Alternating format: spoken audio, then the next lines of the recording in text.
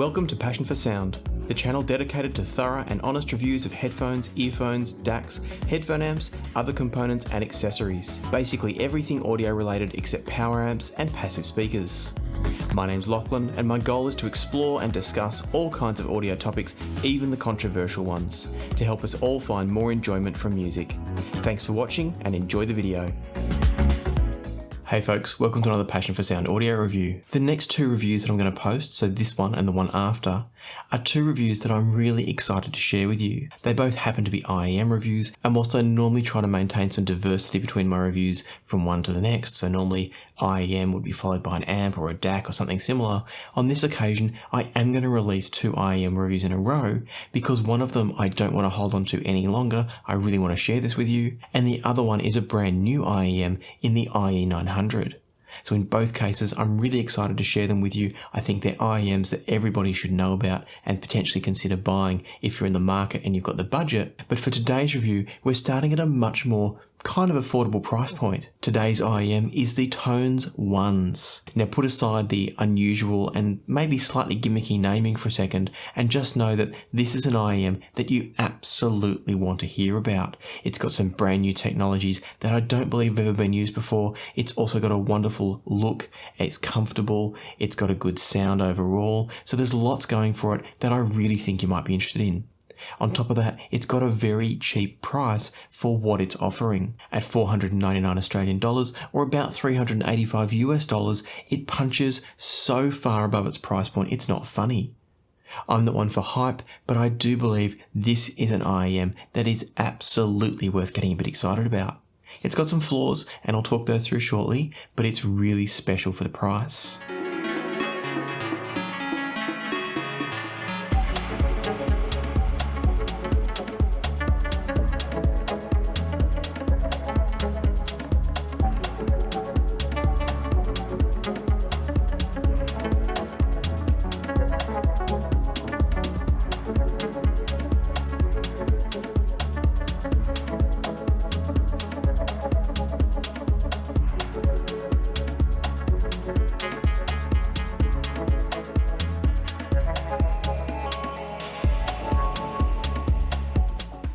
When I received the email from Dean, who's one of the founders of Tonezzz, explaining what the ONEz was about and indeed what their company was about, he had me at Hilltop Hoods.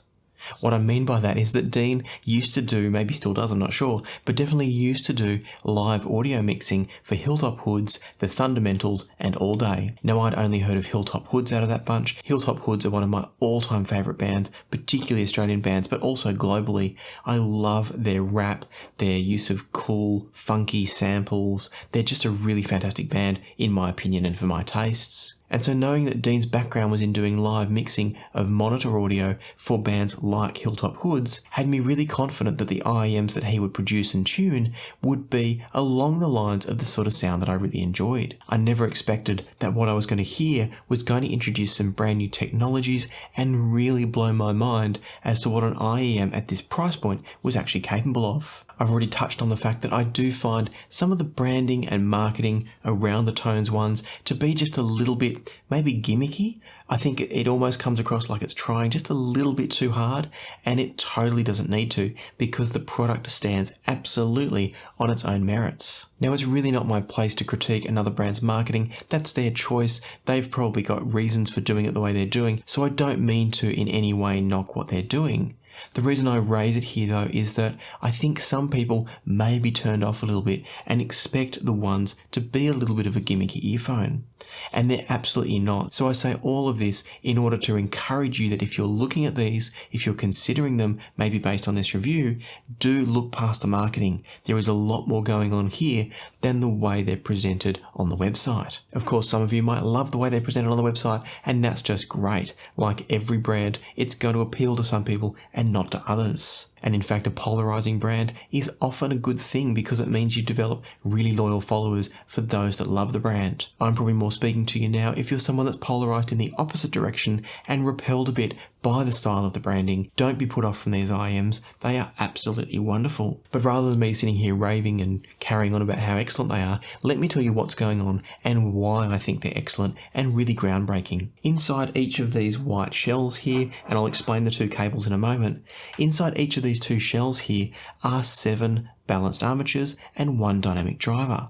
So you've got 8 drivers per side, in other words. What makes that unique though is they're being arranged in what's being called a floating hybrid array. Now I've asked Dean multiple times to try to get him to expand a bit on exactly what that means, and understandably he's keeping the technology a little bit close to his chest. What I've been able to glean in talking to him though is that this, as I understand it, is a brand new technology that we've never seen in IEMs before. It's repurposing some of the ideas from the Waves F6 floating EQ plugin that's used by a lot of pro audio engineers and mixers. It's then applying that to the IEMs to make something pretty unique. Now I'll try to explain as best I can how I think it's working in the IEMs, but do keep in mind a lot of this is me pulling together multiple pieces that may or may not actually fit properly together. So take what I'm going to say with somewhat of a grain of salt, but the principles of what I'm going to say are true and accurate to what I'm hearing, and also Dean has confirmed that I'm roughly on the right page. So the way that the Waves F6 plugin works is that it's an EQ that's based on thresholds. What that means is that the EQ only kicks in when a certain threshold of sound is reached.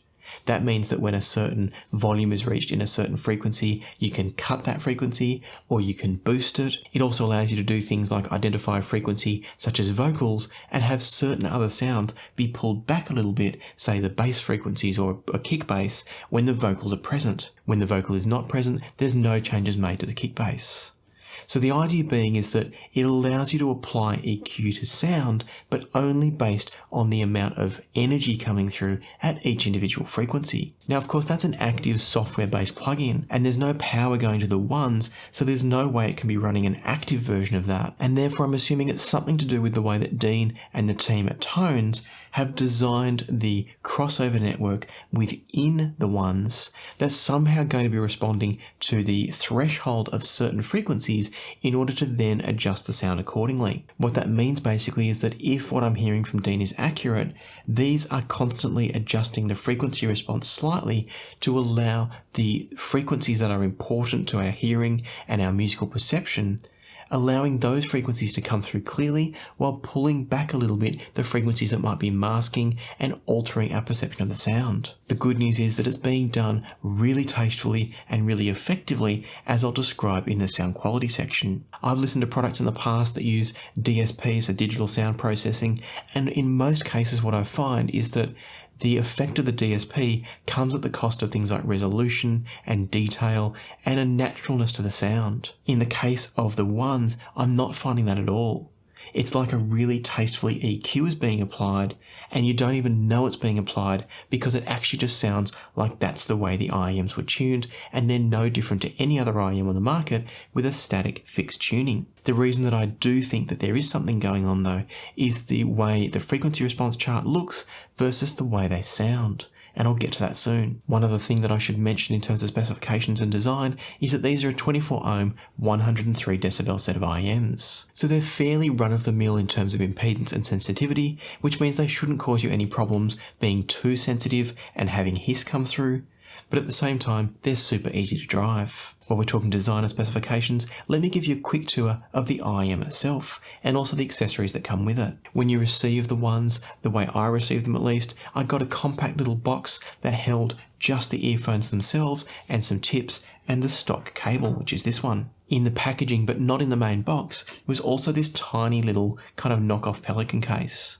Now it is a little bit cheap. The latch kind of only just closes.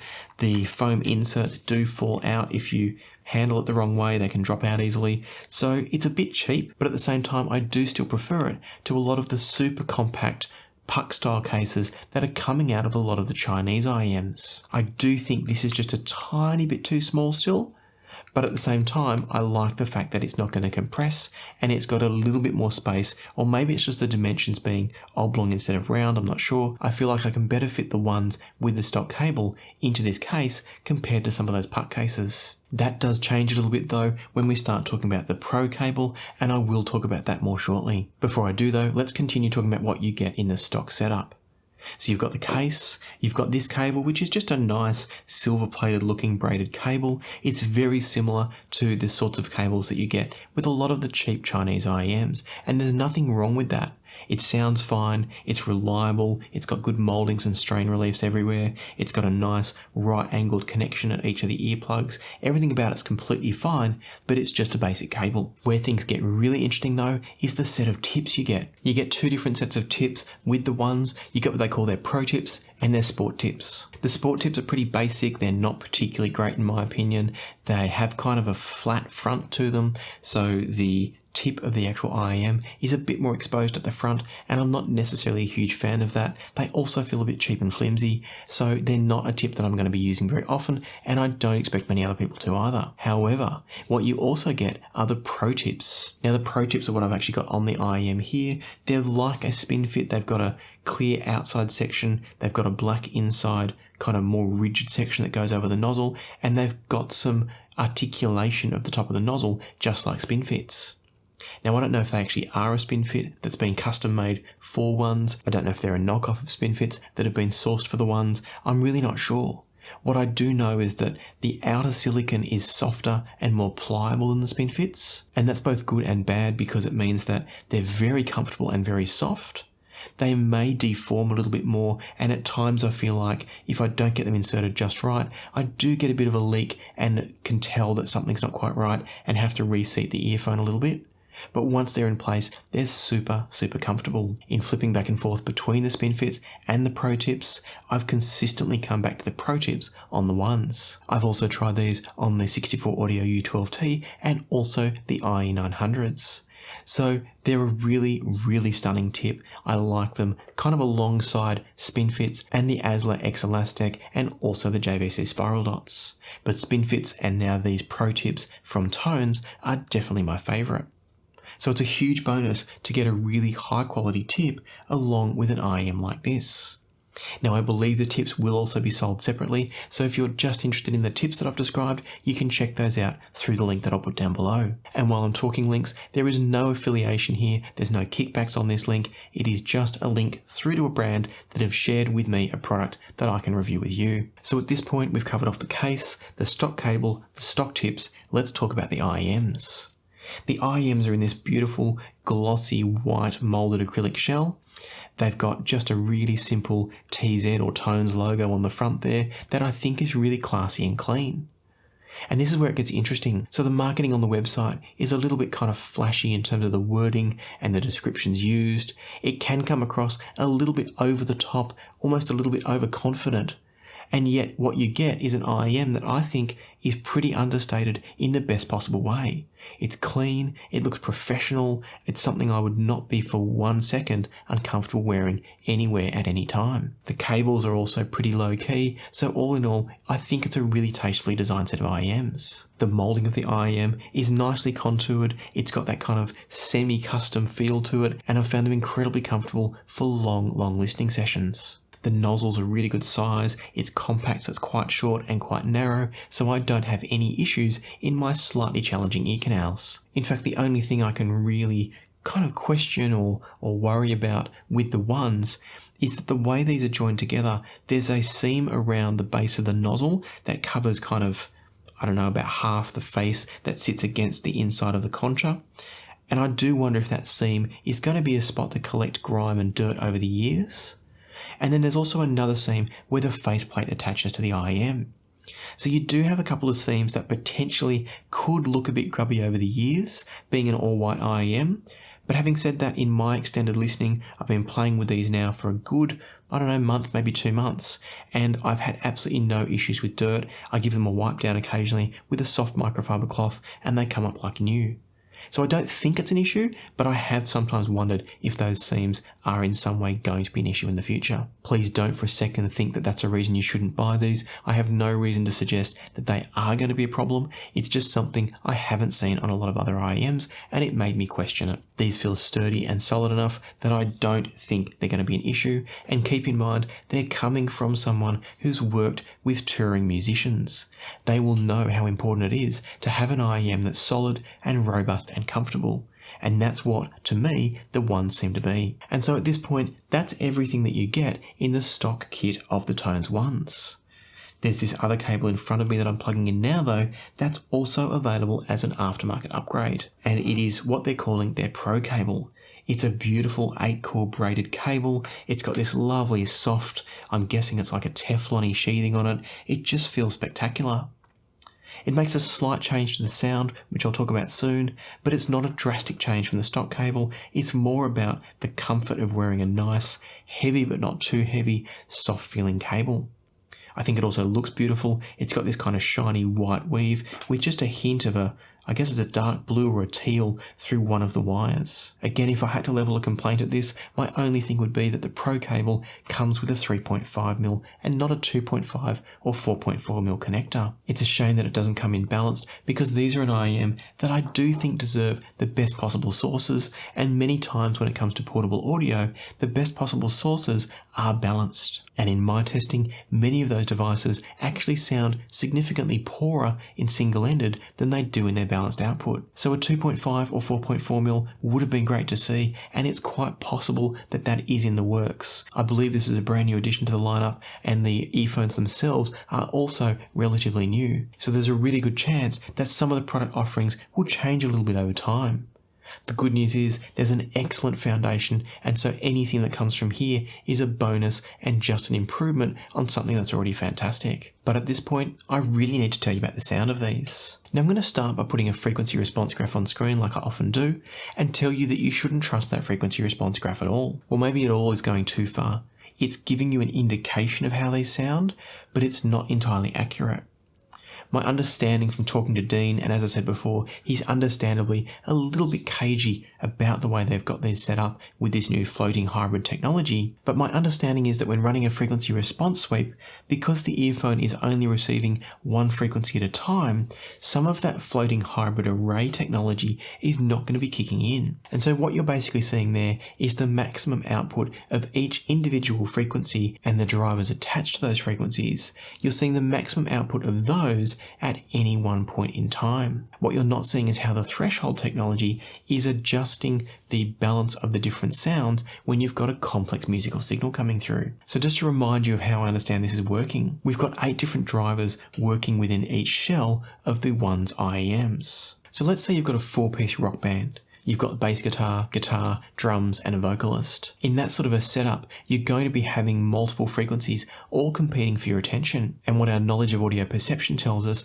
is that the loudest sound will dominate our attention and therefore will mask and prevent us from hearing some of the more subtle details. Now, when it comes to tuning IEMs, there's some very important stuff that goes on in terms of psychoacoustics that helps us to hear more or less space in the soundstage, a clearer sense of imaging, better transient detail, all sorts of things interact to produce the final sonic image that we perceive. So my understanding in talking to Dean is that they've taken that into account and set up this threshold-based kind of crossover system, I guess you'd call it, where the IEM is going to intelligently either duck or boost, so ducking being reducing, ducking or boosting certain frequencies based on what's going on in the sound signal coming through. So for example, as a strong hit on the kick bass comes through, it might know to duck that a little bit if there's also information coming through at a higher mid-range frequency. Through my conversations with Dean, I believe how this is being done is to do with how it's sending the frequencies and the signals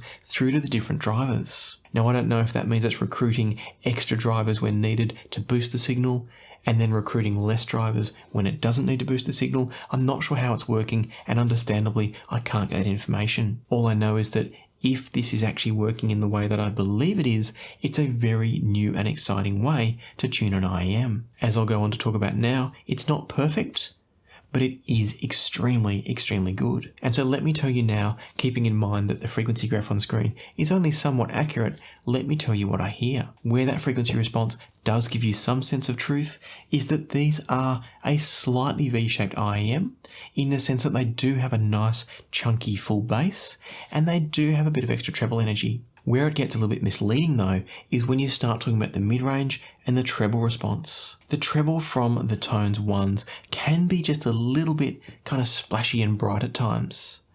And when you look at the graph, that would make sense from that frequency response graph.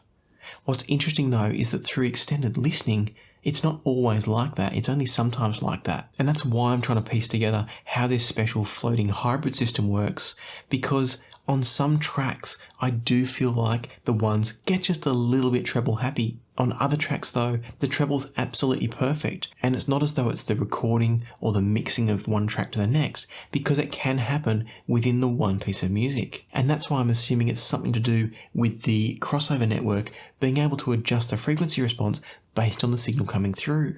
So for example, when the mid-range kicks in, maybe the treble is being pulled back a bit, or maybe the mid-range is being boosted a little bit, I'm not sure, but the balance is getting better when the full frequency range is coming through, versus when maybe the treble's sitting there on its own, it's more like what you're seeing in the frequency response chart. So what I'm describing here may make you think that the sound signature from the ONEz is all over the shop, but it really isn't.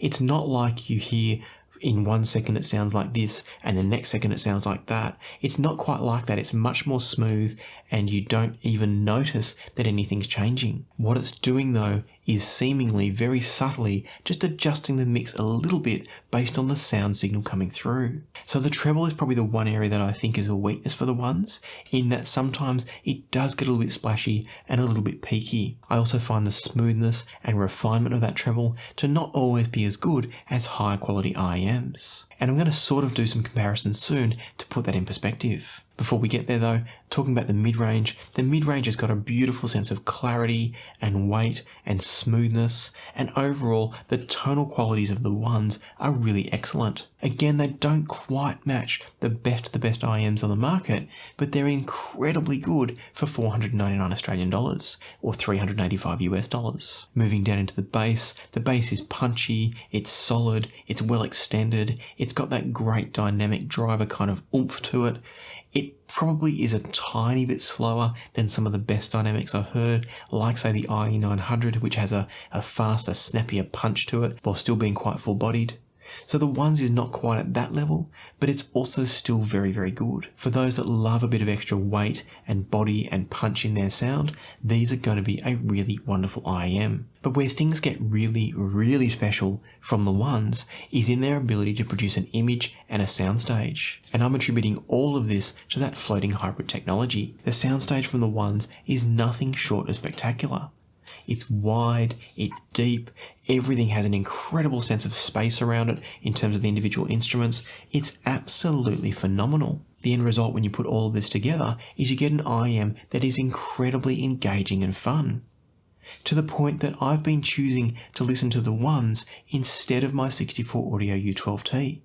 That's not to suggest for a second that it's a better IEM than the U12T, but it is so much fun and it is so engaging. On a technicality level, it falls way short of the U12T, as pretty much everything else does, unless you're playing in that $3,000 range. But in terms of pure engagement, enjoyment, the sonic presentation being spacious and huge and with beautiful imaging, they're just magnificent, particularly at that price point.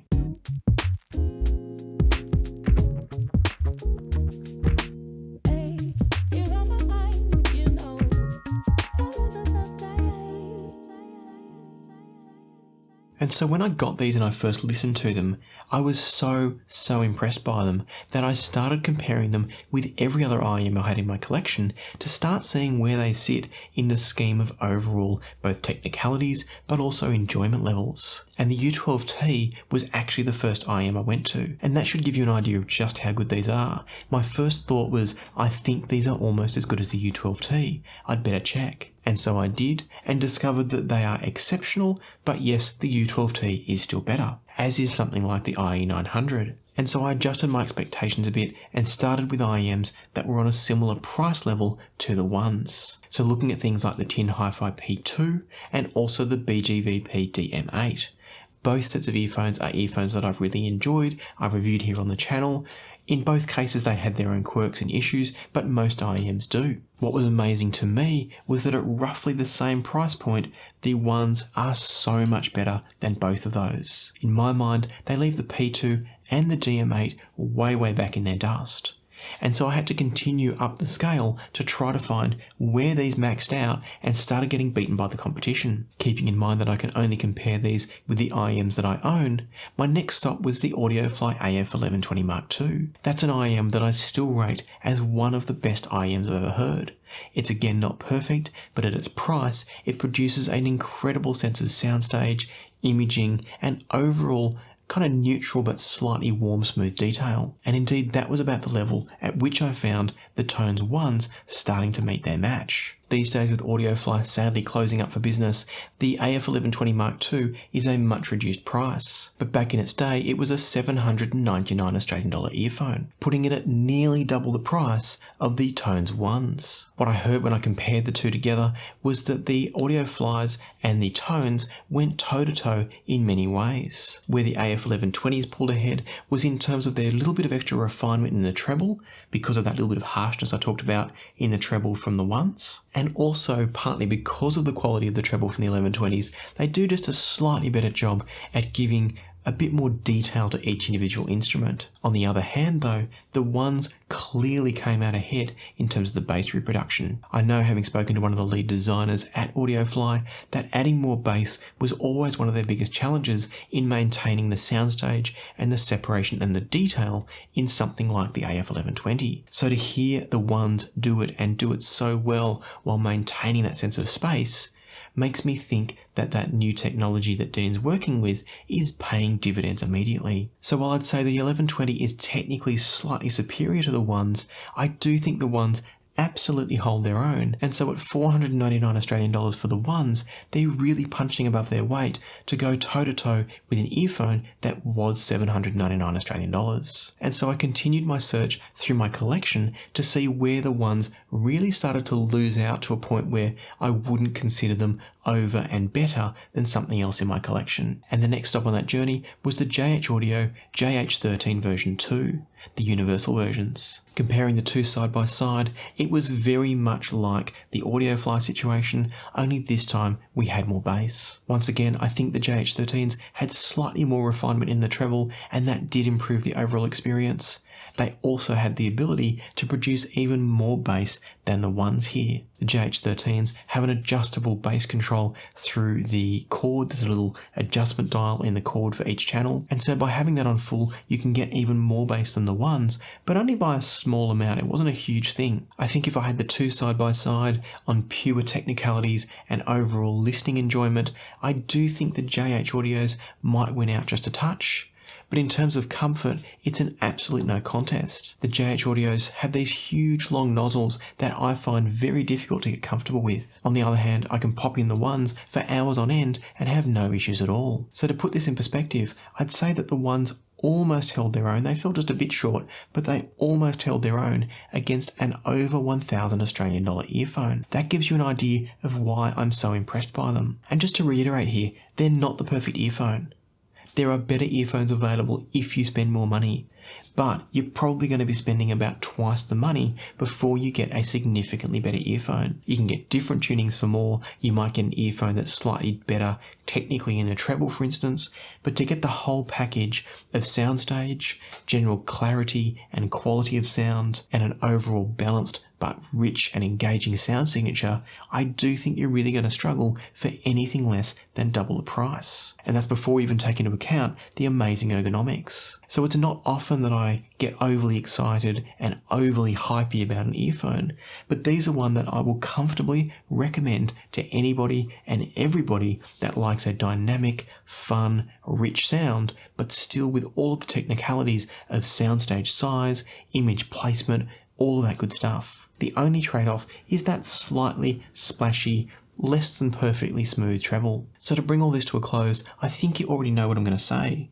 which is that to me, the Tonezzz ONEs are one of the most exciting products I think I've heard in many, many years. The reasons being that they're incredibly well priced, they introduce what seems to be a new and very exciting technology to the world of hybrid IEMs, or indeed multi-balanced armature IEMs, and they sound flat out fantastic. They're an IEM that is going to tilt more towards those that like that rich, punchy, engaging sound.